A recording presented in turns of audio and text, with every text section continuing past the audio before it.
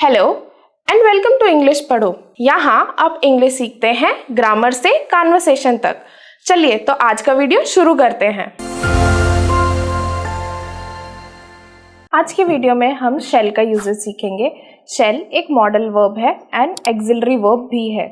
Shell का use हम तब करते हैं जब भी हमें पता होता है कि ये चीज़ फ्यूचर में होगी। वैसे तो विल भी हम फ्यूचर के लिए यूज करते हैं, तो फिर शेल और विल में डिफरेंस क्या हुआ? विल का यूजेज जब भी होता है वो तब ये बता रहा होता है कि ये जो है वो पॉसिबिलिटी है, 100% नहीं होगी। पर जैसे ही शेल लग जाता है किसी भी फ्यूचर टेंस में, तब वो आपको ये बता रहा होता है 100% गारंटी है कि ये चीज़ होगी। क्यों? क्योंकि वो एक पर्सन की जो स्पीकर होता है या जो राइटर है उसकी इंटेंशंस बता रहा होता है, डिटर्मिनेशन बता रहा होता है, या फिर कोई ऑब्लिगेशन होती है जिस वजह से उसको ये चीज़ करनी ही पड़ती है फ्यूचर में। शेल का यूज़ होता है।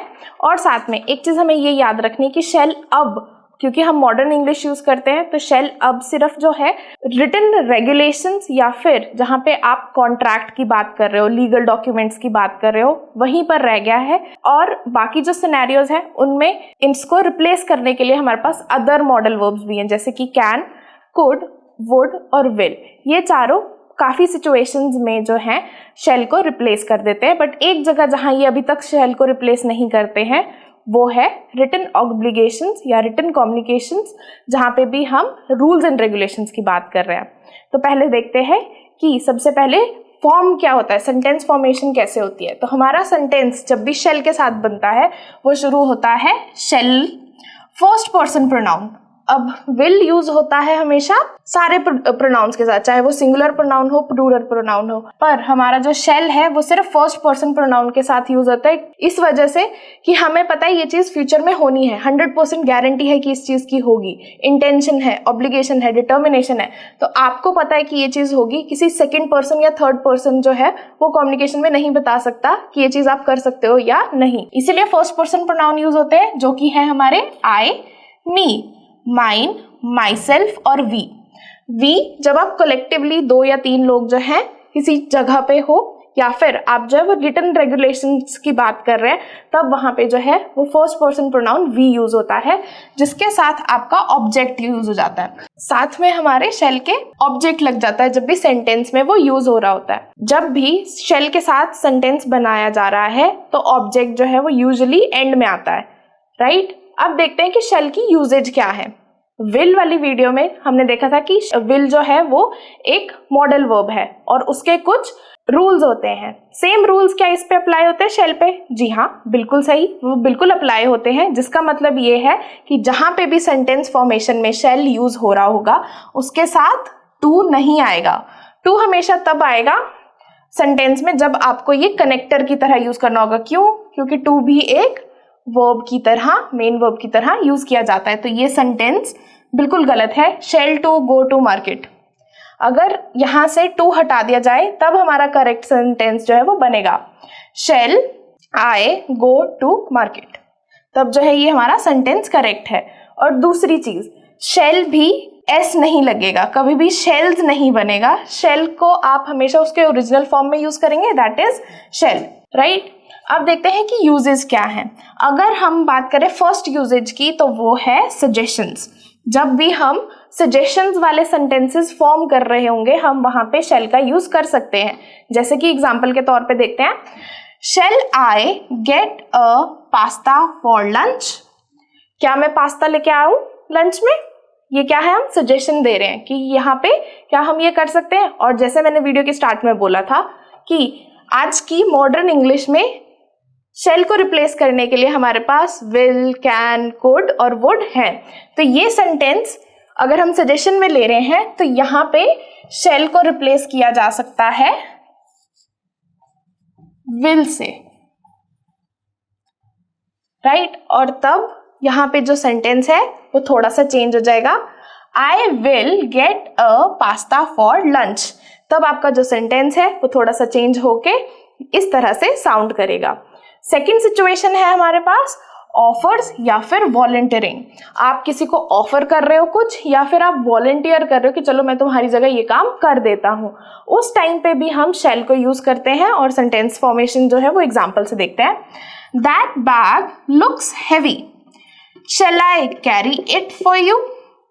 तुम्हारा जो बैग है वो काफी भारी नजर आ रहा है, क्या मैं वो तुम्हारे लिए उठा सकता हूँ? यहाँ पे शैल का यूज जो है वो फिर से फर्स्ट प्रोनाउन से पहले हुआ है। इस सेंटेंस में भी क्योंकि हम ऑफर्स एंड वॉलंटियरिंग कर रहे हैं तो हम इसको चेंज कर सकते हैं मॉडर्न इंग्लिश के हिसाब से। हम इसके लिए भी यहाँ पे सब्स्टिट्यूट जो है वो चूज कर सकते हैं, right?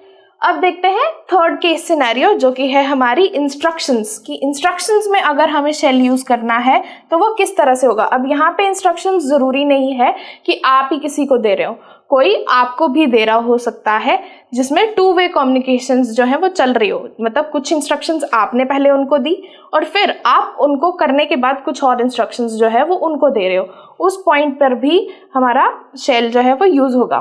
For example, What shall I do with your mail when it arrives? Right? कि मैं तुम्हारी मेल के साथ क्या करूं जब भी वो आए। यहाँ पे पर्सन इंस्ट्रक्शन सीक कर रहा है और दूसरा पर्सन जो है जो भी इसका रिप्लाई देगा वो क्या करेगा, एक इंस्ट्रक्शंस देगा। तो आपको इस एग्जांपल से समझ आया कि कोई इंस्ट्रक्शंस मांग रहा है और कोई जो है वो इंस्ट्रक्शंस देगा। और यहाँ पे भी आप जो है शेल को रिप्लेस कर सकते हैं। अब देखते हैं कुछ और सिचुएशंस जहाँ पे आप शेल का यूज कर सकते हैं। प्रोमिसेस के लिए, राइट? प्रोमिसेस के लिए भी हम जो हैं वो शेल का यूज कर सकते हैं। क्यों? क्योंकि हमें पता है कि इंटेंशन है, एक डिटर्मिनेशन है कि हम ये चीज़ तुम्हारे लिए करेंगे और या हम ये तुमसे एक्सपेक्ट करते हैं कि तुम ये हमारे लिए करोगे, राइट? एग्जाम्पल देखते हैं, you shall be the first person to no.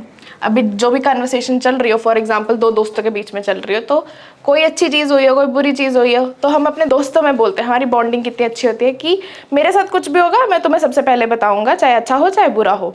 उसी तरह हम अपने दोस्त से भी एक्सपेक्ट करते हैं कि चाहे अच्छा हो या बुरा हो वो हमें सबसे पहले बताएगा। इसीलिए यहाँ पे इंटेंशन जुड़ी है, तो इसीलिए यहाँ पे क्या यूज़ हुआ है, शेल यूज़ हुआ है। अगर ये कोई ऐसा दोस्त होता है जिनसे आप थोड़े कम मिलते हैं, या स्कूल के कुछ दोस्त होते हैं, राइट, जिनको हम बताते हैं बट ज़्यादा इन्फॉर्मेशन नहीं देते, राइट, उस पॉइंट पे हम शेल को रिप्लेस कर सकते थे अगर ऐसा कोई दोस्त हो हमारा, राइट। तब यहाँ पे हम क्या यूज़ करते हैं, विल। कई बार हम कुछ लोगों से चीज़ें नहीं बोलना चाहते होते या छुपाना चाहते होते, तो हम क्या बोलते हैं, हाँ मैं तुम्हें बता दूंगा। वहाँ पे क्या कर रहे हैं, हम सजेशन दे रहे हैं कि हाँ मैं तुम्हें बता ही दूंगा। You will be the first person to know। दोनों में सिचुएशंस में, एक में सजेशन है, एक में क्या है, इंटेंशन है, डिटर्मिनेशन है कि तुम्हें ही पता चलेगा। एक और सिनेरियो है जिसमें है कंफर्मेशन, कि हम किसी से कंफर्मेशन ले रहे हैं ये चीज़ होगी या नहीं होगी, राइट। तब क्या सेंटेंस बनेगा, I shall meet you there at 7 PM। मैं तुमसे वहाँ पे 7 बजे मिलूंगा, राइट। तब क्या है, डिटर्मिनेशन है कि मुझे वहाँ पे मिलना ही है 7 बजे। पर यहाँ पे भी अगर हमें सिर्फ सजेशन देनी होती कि 7 बजे के आसपास मिल लूँ क्या मैं तुम्हें, राइट, तब ये जो है चेंज हो जाता अगेन विल, ठीक है। या फिर यहाँ पे ऑप्शन भी है, यहाँ पे हम जो है वो कैन भी यूज़ कर सकते थे। यहाँ पे हम दोनों यूज़ कर सकते थे, I will meet you there at 7 या फिर I can meet you there at 7, right. अब जिसके लिए हमारे पास शेल आखिरकार बच गया है मॉडर्न इंग्लिश में, इन सब को हम रिप्लेस कर सकते हैं। इन सभी सिचुएशंस में, पिछली सारी सिचुएशन में रिप्लेस कर सकते हैं शेल को किसी और मॉडल वर्ब से, राइट। बट एक जगह जहाँ पे अभी तक शेल को कोई नहीं मिटा पाया है वो है फॉर्मल राइटिंग्स या फिर रूल्स एंड रेगुलेशंस। जहाँ पे आप कॉन्ट्रैक्ट्स की बात कर रहे हो, लीगल डॉक्यूमेंट्स की बात कर रहे हो वहाँ पे, या फिर आप किसी को इंस्ट्रक्शंस दे रहे हो रिटन में कि एम्प्लॉयज़ हो गए, स्टूडेंट्स हो गए, या फिर किसी कंपनी के कुछ रूल्स होते हैं, अपनी कंपनीज के रूल्स होते हैं, वहाँ पे जो है कोई भी चीज़ जो लिखी जाएगी वो शेल से लिखी जाएगी। एग्जाम्पल से देखते हैं, a record shall be kept of all students arriving late. हमें ऐसा रिकॉर्ड मेंटेन करना है जिसे हम संभाल के रखेंगे किन लोगों का, ऐसे स्टूडेंट्स का जो लेट आते हैं। हमें एक रिकॉर्ड मेंटेन कर लेना चाहिए। ये यूजुअली क्या होगा, प्रिंसिपल या फिर आपके वाइस प्रिंसिपल जो है वो टीचर्स को इंस्ट्रक्शंस दे रहे हो कि आपकी क्लास में जो भी बच्चा लेट आता है उसका एक रिकॉर्ड मेंटेन करके रखा जाए। आई होप आज की वीडियो आपको अच्छी लगी होगी। Subscribe now so that you don't miss on upcoming lessons and tips.